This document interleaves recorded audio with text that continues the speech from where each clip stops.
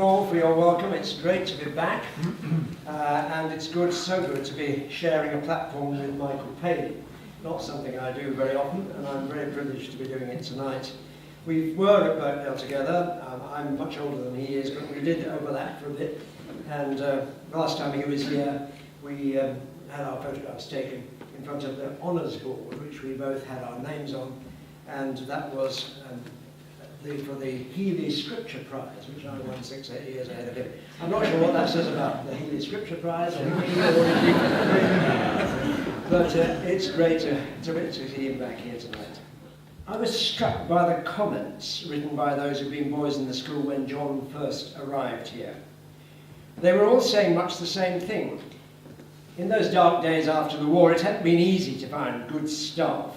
But the first thing they recognised in John Hall was that he stood out as an outstanding teacher. One OB, if I can talk about OBs, that means old Birkdalian, one OB wrote, he had an unrelenting enthusiasm for his subject. Another said he was an inspirational geography teacher. And like all the best teachers, he instilled in us the hunger to find out more about geography for ourselves. When we came back at the beginning of each term, we went up to the geography room at the top of Westbury, where he had spent a significant amount of his holidays building in papier-mâché and sand the latest model of the continent we were going to study that term. And with enormous detail, it must have taken hours to do, with rivers and mountains and centres of communication and oceans around the side. He would not have thought anything about it, but it's typical of his enthusiasm for his subject and the time he was prepared to devote to it. We all recognised in his teaching of geography a disciplined academic approach, which in some cases was a very new experience for us. He loved his geography, and so did we. In 1963, financially, seriously, it was touch and go for the school. It took John and the other trustees 4 years to attain a balance sheet which bore looking at, and 10 years to get the staff pay up to the national teachers' scales in line with most other prep schools. Only then was it possible for John to gain membership of the Prep Schools Association, IAPS, and to allow the staff access to teachers' pensions. You know, when I talked to Bill and Gordon Grayson last week, they almost used identical words. They certainly made the same point, and I quote one of them. In those critical days, John produced the coherence and the structure the school needed. We played our part, but if John Hall hadn't been able to get it right, the school would not have survived. John, the schoolmaster, John, the headmaster, John, the man. Sorry, I'm a pastor, I always have 3 points. At the end of the summer term of 1978, there were about 380 boys in the school. By the time John retired in 1983, this had risen to just under 500, more than 100 of whom were in the senior department.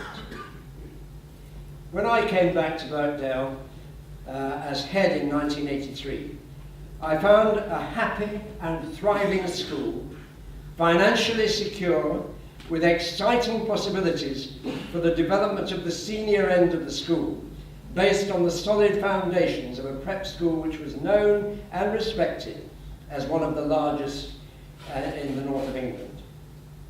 What intrigued and excited me was that I recognised that in spite of all the changes and growth of the school, under John Hall's leadership, there was still the same sense of a happy community, almost a sense, yes, of family that I remembered when I'd been a boy here. And you know, that sense of family will always come from the top. His own personal sense of purpose stemmed from his very real awareness of what he clearly saw and believed to be a God-given vocation. At his funeral last year, his son Nigel read some words which John had written and asked to be part of the service. I always found, after he retired, when he came back and we'd arranged, I'd asked X and Y to make a speech of thanks or something at the end. It was always followed by John Hall, who unannounced and uninvited would stand up and make another one.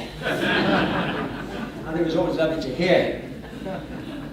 But I never thought he would stand up. No, he didn't. I never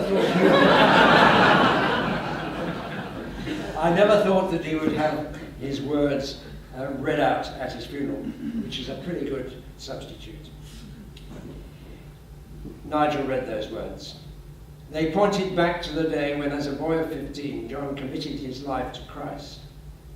That commitment was at the heart of all he did. He took St. Paul's words for his own. Whatever you do, do it heartily. And John certainly did things heartily. Do it heartily, as if for the Lord.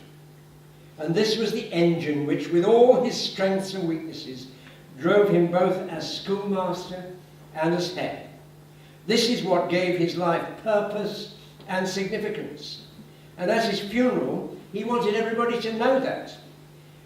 One OB wrote, "My abiding impressions of John are that he always went the extra mile, didn't suffer fools gladly, forgave foolishness quickly, was swift to see the humour in most things, yet was serious about the matter in hand.